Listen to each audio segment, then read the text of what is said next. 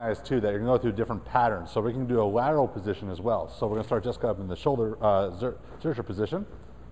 And we're going to get in a wide stance to begin with. Wider.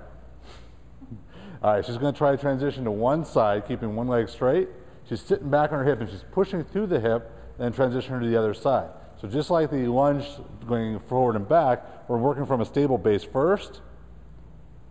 Nice, then we can work from the shoulder. So it's going to be more load through the trunk. And the wider you can go, the better, as long as you're getting good range of motion through the hip. A lot of people, that adductor almost becomes glued with the hamstring and causes some problems, and that will definitely limit you in both your power development and ability to do deadlifts and running correctly.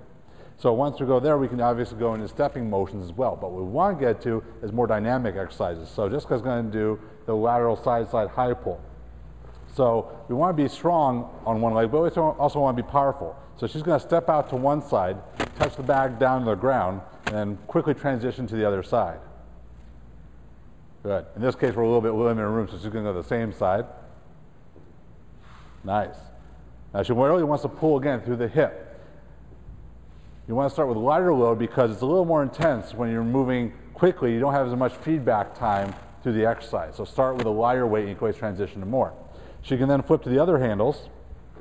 And what she's going to do is she's going to touch the bag down to the lateral side, clean it up. So a step out, clean motion, good. And we can add more and more rotation to it, so now she's going to twist through it. So she's going to aim for the outside part of her foot. Good. There's a really powerful stepping motion that adds a lot of hip mobility to the drill. Now we can also progress her through these explosive drills by using a step. So in the step, what we're going to do is basically make ourselves single leg stance again, but she's going to have a little support. So from here, she can work on just the hinge to the clean. So let's have Jessica demonstrate.